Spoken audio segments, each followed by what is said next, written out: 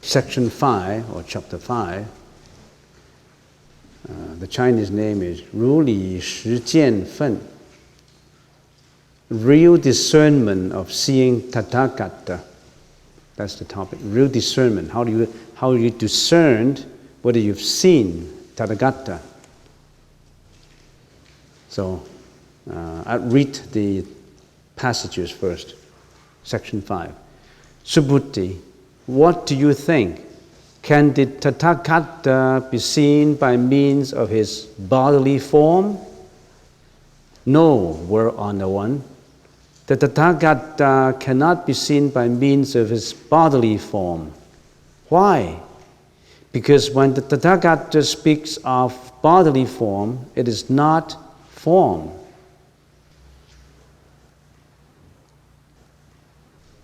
The Buddha said to Subhuti, everything with form is unreal. If all forms, phenomenon, are seen as unreal, the Tathagata will be perceived. We'd like to finish chapter 5 today. It's a short chapter. The first paragraph, the Buddha asked Subhuti the question, Subhuti, what do you think? Can the Tathagata be seen by means of his bodily form?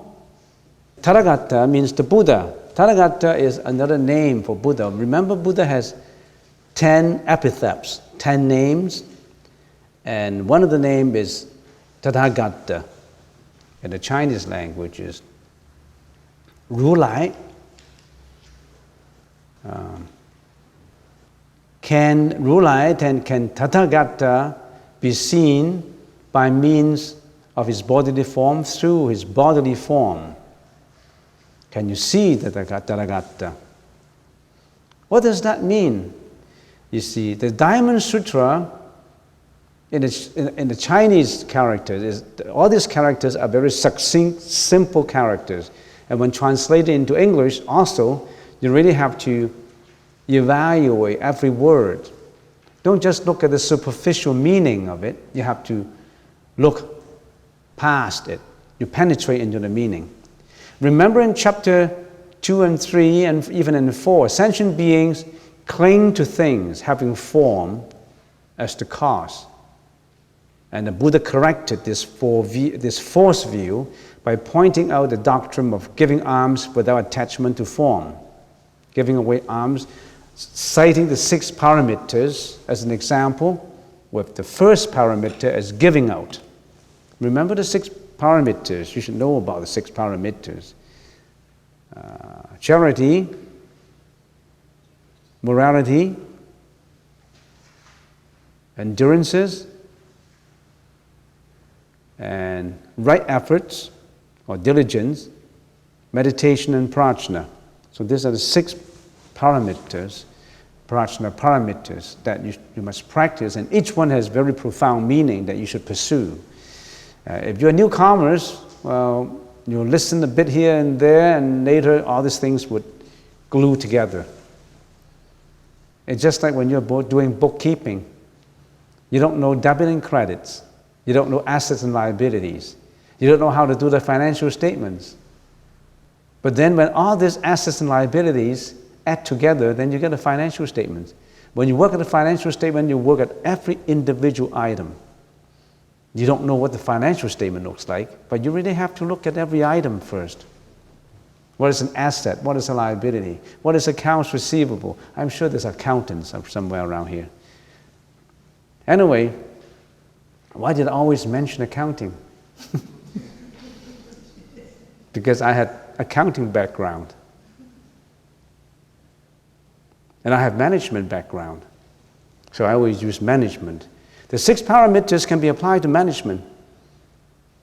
If you apply the 6 parameters to management, that's the best, ideal, perfect management. So actually the Buddhist circle, the community, Some people is planning to write a book on how to apply the 6 prajna paramitas to sound management. Anyway, get back to this. So, if you give alms, give charity without attachment to form, there will be merits. Everything you do, good things you have done, or the meritorious things, or the benevolent things that you've done, you're helpful, you're being compassionate, you're giving out, you're considerate. All these things you have done, they won't be forgotten. All these bad things you have done, they won't be forgotten. It's just like keying into the computer. All this has been keyed into the chip.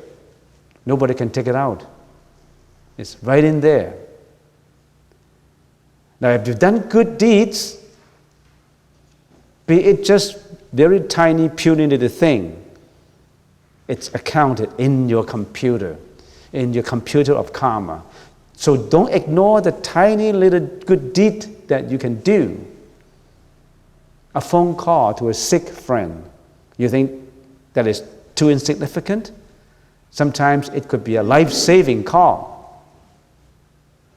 Don't ignore every little minor good deed. It all adds up. So there's merits for good deeds. And if you give charity without the threefold notion of a charity. What is a threefold notion? You remember? When you give charity, there's a threefold conception, threefold notion behind the giving. If you have attachment. What are these threefold? The giver, the recipient, the act of giving, or the object of giving. You are the giver. You give out $1, you give out $10. You are the giver. You dial this call to a sick friend. You're giving out this compassion. You're giving out this consolation, this comfort to the patient, so that you are the giver, and that's the recipient. Millions of miles away, does not matter. The act of giving, the comfort, the consolation, the sincerity, the care. So this is a threefold notion. And the Buddha said, don't attach to any one of this. You've done this, don't attach them. I am the giver. Now that I've helped someone, I'll have good reward. I will have good compensation in my computer chip. No, you don't have to remember that. You give without condition. No attachment whatsoever. But no attachment, so all these originating causes are formless. Now, if you do it like that, the merits so obtained will be so immeasurable. Remember in chapter 4, it is so immeasurable that it's just like space. Can you measure space? Can you measure north, south, east, west? Can you measure the zenith? Can you measure the nadir? The top, the very top and the very bottom? We can't. So the merits so obtained, if you don't have an attachment, will be immeasurable, like measuring space. And then this chapter 5, the Buddha said, can you see the Tathagata by means of this bodily form? Why did he ask this question? It relates to the previous chapter, because if we always think in our mind that we have no attachment, all the causes that we do would attribute to something that we should not attach, then we'll worry. We'll worry about formless merits. These merits are formless, right? You can't then, because causes are formless, we don't attach to form, and a formless cause would tally with a formless effect, naturally. So in other words then, the causes I have cultivated, and this merits will be formless, wouldn't that I lose all my merits? No more merits behind? And also, if that is the case, how come the Buddha has such a meritorious body form? The Buddha has very good form, very graceful, all this the 32 attributes and 80 minor marks of the Buddha. All this is because of the accumulation of merits. And how come the Buddha has got good form? A formless cause does not tally with the effect that has formed. Then how come the Buddha has good forms? I don't know if you understand this, but let us try to explain a little further. At this point, we have to know, according to the sutras, the Buddha possesses 3 bodies. This we'll have to know. If you don't know, the Buddha possesses 3 bodies, which are essentially one. It's one body, but it's 3 bodies. And don't think of the body as form. How come there's 3 bodies? I have 1 body, how come I have 3 bodies? You don't think in terms of the bodies in the form situation. No. What are these 3 bodies? The first one is the Dharmakaya. In the Chinese language is Fa Shen. The Dharmakaya is the Dharma body. This is the Dharma body as opposed to the physical body of the Buddha. This Dharma body is formless, penetrating all existence, shining everywhere and enlightening everywhere. And according to the general Mahayana, this is the reality body, the true mind, the absolute existence, manifestation of all existence, the one mind, sunyata, emptiness, the universal mind. That's what we refer to. The Dharma body is that universal mind, that oneness, that true essence, that reality. In the Yogacara school, this is the real body possesses the pure Dharma in there. And it is the great, perfect mirror wisdom, prajna, in the Chinese language, Da Yuan Jing Zi. This is the ultimate wisdom. You can't see wisdom, can you? So that's the Dharmakaya, Fa Shen. So that we call it also the one body. Dharmakaya means body. Kaya is a Sanskrit language. So that's the first body we have to remember. This is formless, no form. That is the reality, the ultimate. The second body is the Sambhoga Gaya. Sambhoga, Sambhoga Gaya. In the Chinese language is Bao Shen. The Bao 口的他受用身, 智受用身, Bao Shen. So this is the reward body of the Buddha. The ideal body of a Buddha, which is produced after entering Buddhahood as a result of vows undertaken during the practices in the Bodhisattva path. This is the embodiment of purity and bliss resulting from full accumulation of merits. So the Buddha has the perfect, the ideal body with an accumulation of merits. Why did he accumulate such a nice body? Because all of the good deeds that he has done when he practiced the pursuit of enlightenment. This is the Sambhoga Gaya. Everything you do, every good deed. Why are people different in their facial appearance? Why are prettier and for some people are prettier and some are uglier and some taller, shorter, healthier, everyone. How come physically one person looks a lot better than the others? How come they are different? Not because of a creator, because the creator would not be prejudiced against anybody. Their appearance is different because of the karma, what they have done. They are different. You think what you are doing now and what I'm doing now, we are the same, exactly the same? No. Our action, our speech, our thought, everyone is different. So every karma is different. Every body is different. Your Sambhoga Gaya, your reward body, as far as the temporal world is concerned, is all different. Some people look a lot better than the others. Why? Some people have a face that is so kind and so graceful.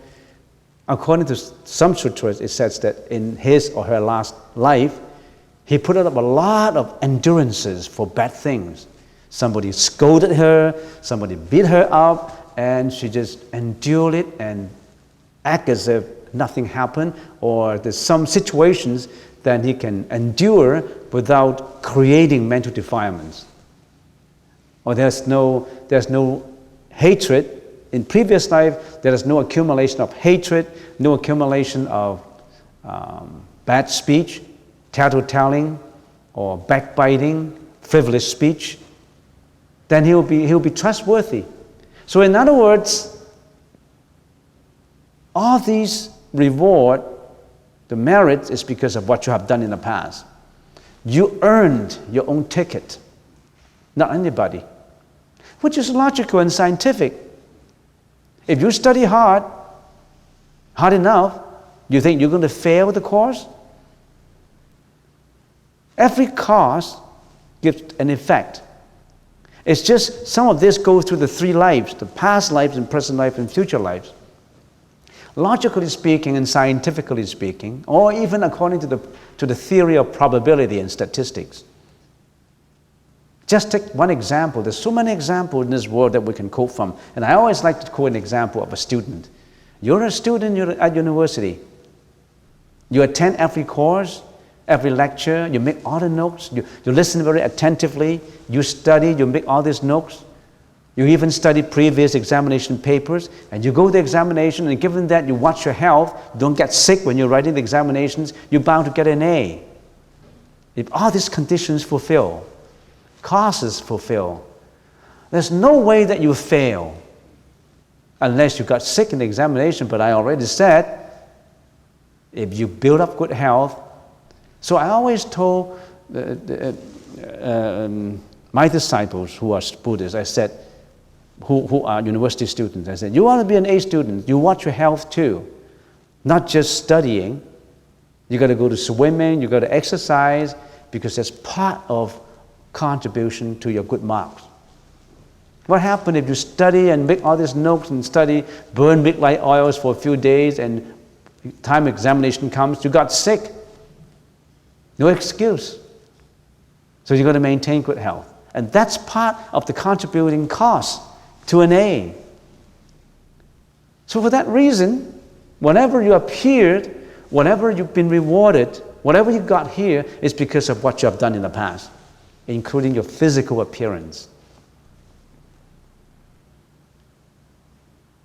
If you short-live, if you're always sick, it's because you kill a lot of animals in your previous life or in this life. You go hunting. You kill deers and moose, bears, just for enjoyment, for pleasure. You shorten their lives, and somehow your karma be affected, and your life, this lifetime, is short. The other day, we have a group of 4 people going to a hospice care situation where a man is dying. He's about 55 years old, Caucasian. He helped to build up a few homes for kids who are on drugs. He did a lot of good work. He built up 3 homes for kids who are on alcohol and drugs. And there is this one guy who came to the temple, and I can't mention his name, and he said, we really respected this person because he saved my life. I was doing this kind of thing, and I was almost on the verge of my life coming to an end, but this man saved me, and I don't want to see him go. This man is terminally ill, and he's going to die any minute. And we didn't go out that often. We said, and after, because of his sincerity, so finally we determined to go to the man's home. 4 of us. We went there. The man was sitting up with his wife, buried his head in his palm, and certainly he's dying. It's suffering.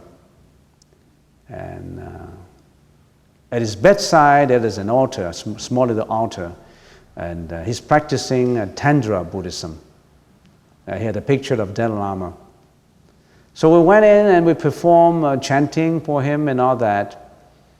And he's struggling, on the verge of dying. But somehow his time has not come. We chanted for 2 hours, quite tired, 2 hours. And he's still struggling, not going yet. And finally, we're advised to leave for a little while.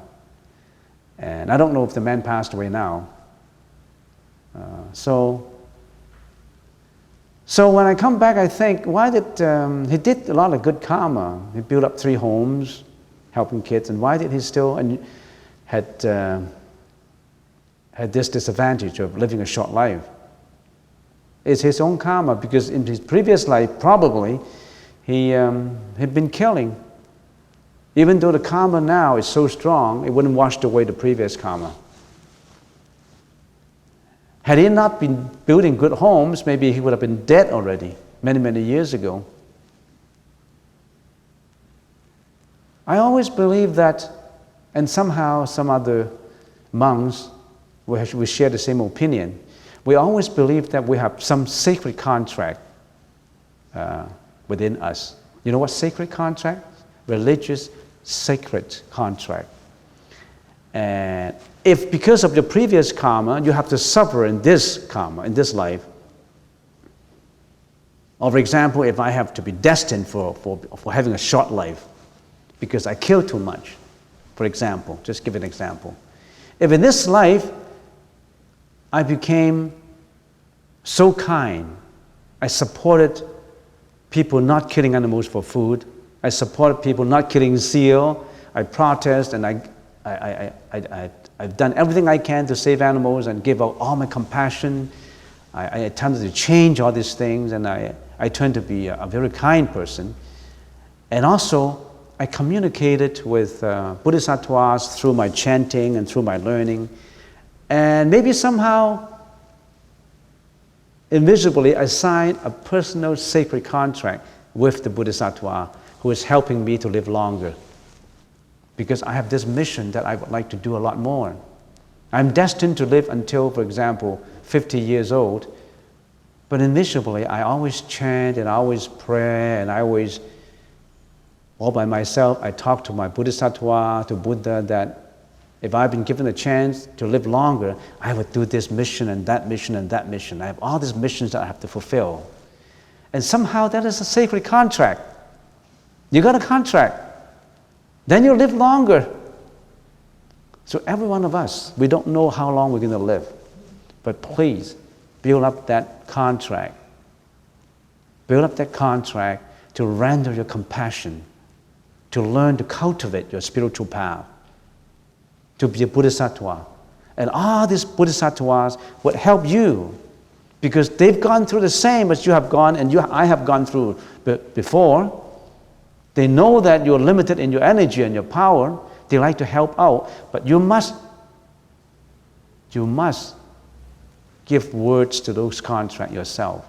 This is what I'm going to do. Condition number 1, I would do this, I would do that, I would do that. Sign, Jackie Jung. And you're doing that every day, through your chanting, through your prayers. Bodhisattvas will be helping you out. Avalokitesvara Bodhisattva, Mandrasvara Bodhisattva, Srigapa Bodhisattva, the Buddha, they'll help you out. So you can change your karma. But how many people would be willing to sign a contract like that? They only sign contracts to buy a house, a home, a boat, a car, an employment contract.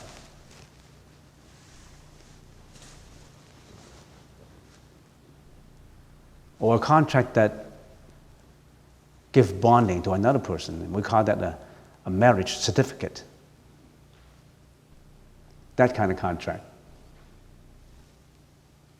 Well, I'm diverting away from what I'm talking about. So, don't ignore chanting, cultivating, meditation. Don't ignore the 6 Pancha Paramitas. These help you to live longer, help you to be healthier, help you to energize yourself so that you can render your compassion to others, so that you will be more happy in your life. I can't perceive someone who would be happy if they're selfish, if they're egoistic. I can't perceive that. Can you? You think you'll be happier if you're more egoistic?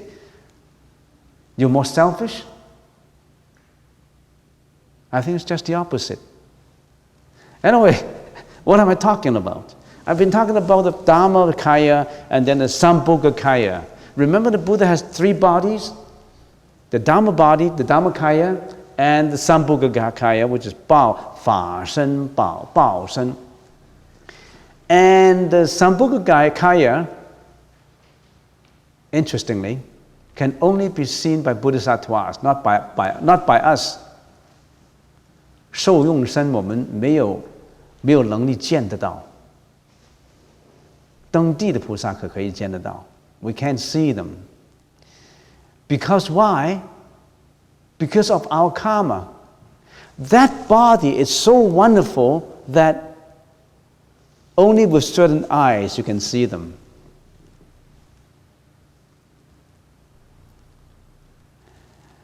Why don't the guardian angels who are living in heaven, how come we can see them? And more often we can see ghosts. Because they're wonderful bodies, we're not wonderful enough in our reward to see. Our karma and their karma is so different. But our karma tally more with the karma of the ghosts, the lower realm.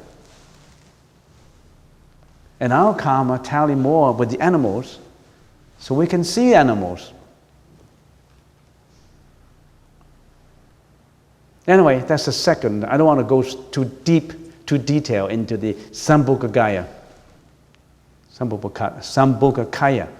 the reward body. Now the third body is the Nirmanakaya.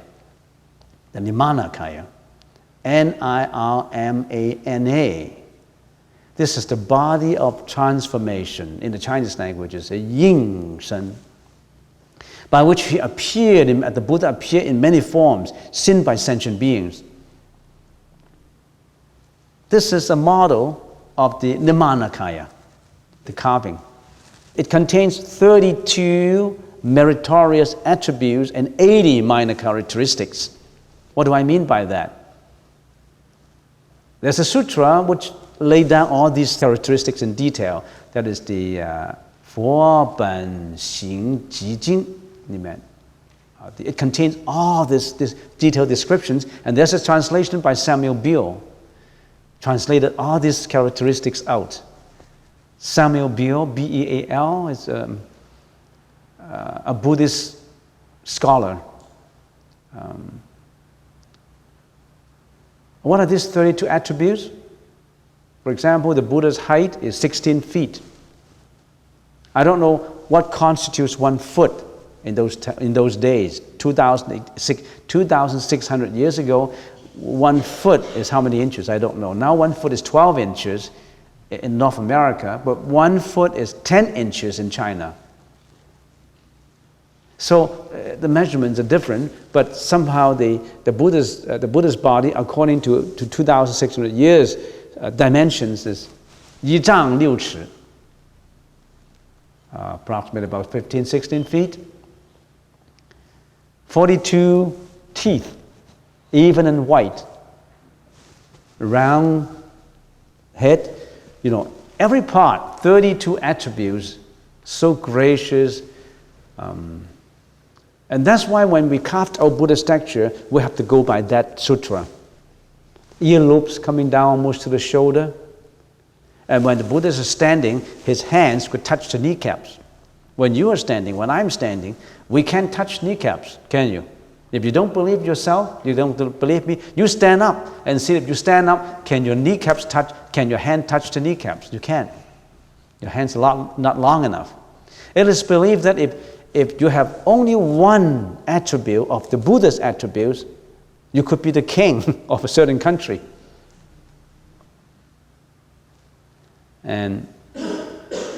And also the Buddha's feet is flat. Our feet, the sole is not flat, but the Buddha's feet is flat. The Buddha's voice is different. The hair follicle, the whole emitting fragrance. So it's 32 attributes and 80 minor characteristics of the Buddha. Then is the Namayyakaya, Baoshen, body of transformation. The appearance of the Buddha as seen by sentient beings is this body, his incarnated body, in which he appeared in order to teach the beings of the world. Such body was long cremated and was just an incarnation. This is not the true body. This is the physical body. So there's three bodies. The Nirmanakaya, which is the physical body with all these attributes. Sambhogakaya, which is the reward body, only seen by bodhisattvas. And the Dhammakaya, the Dhamma body. So the Buddha asked Subhuti, can the Tathagata be seen by means of his bodily form? Why did he ask this? This is to remind Subhuti, as Subhuti may suspect that if giving charity could have a formless cause in mind, then the effect should tally with a formless body. Then how come the Buddha has such a meritorious body? This is to explain, to clear away the suspicion in Subhuti's mind. The Buddha wanted to remind Subhuti that the Dhammakaya has no form. You don't see the Dhammakaya from the form. I haven't really finished the first sentence. Time's up. Anyway, you know the three bodies. Now let's repeat the Buddha's question again. Can the Tathagata be seen by his bodily form? This is a very important question. In the Chinese language, 可以身相见如来佛? What is this 如来 Tathagata? What is Tathagata? Can we see Tathagata through by means of the physical body of the Buddha? What is this Tathagata? This Tathagata is the real nature. That is the Anuttara Samya Sambuddhi, the complete supreme enlightenment. It is formless. It is the nominal, not the phenomena. How can we see the formless from the form? How can we attach form and see Tathagata? That means you have to be detached from form to see the Tathagata. You understand what I mean? If you attach to form, why are we not attaching to form? We attach to form all the time. We're attached to sight, we're attached to sound, we're attached to taste, we're attached to smell, we get mad with criticism, we only love praise, we hate sights we don't want to see. All these senses, we attach to everything. And the Buddha said, if you want to find the real nature, how can you find it through attachment? This is bad, this is good. I hate this guy, I love this guy. And that guy is a rich guy, this was a poor guy. How can you discriminate and attach and realize your real nature? You have to be beyond that. So there are two perspectives. Can you see the real nature, which is formless, from form? From form, if you attach to form, can you see the real nature of things if you attach to form? The answer is no. As you have attached to the notion of form, you have attached to the four fallacious notions. What are those four fallacious notions? Attachment to the ego, personality, beings, and what? Lifespan. 我相, 人相, 众生相, 寿解相. 我相, the four fallacious, egoistic concept. So the answer is no. We can't see real nature. We can't see Tathagata by means of attaching to form. We can't see it. Only by removing away from form. So the answer is no. That's the first answer. The second answer is, can you see the real nature from form? The answer is yes. Why?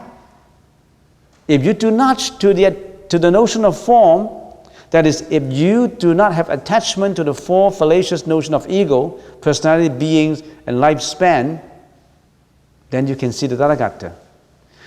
You cannot attach to form, and yes, through form you see it. You don't reject form. You don't negate form. You don't hate forms. You understand what I mean? On the one hand, yes. On the other hand, no.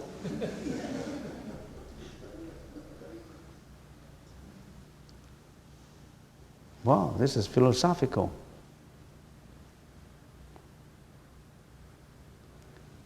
Can you see nationalism and the love of Canada through the flying of the Canadian flag?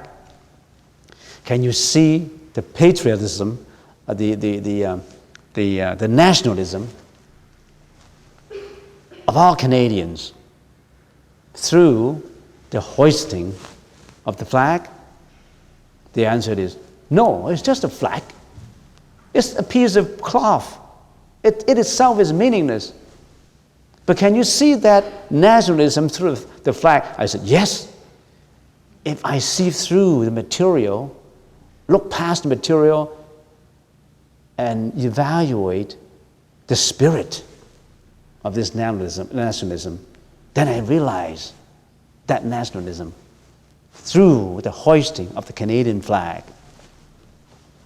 Don't reject it. Don't hate it. Don't hate forms. Don't deny forms, and yet don't attach to it. Some people say, well, it's formless. I don't have to help. I don't have to do anything. It's formless anyway. No, it's through helping. And some people say, don't attach to compassion. You are attaching to compassion. No, by rendering compassion, I'm detaching from compassion. You see the difference?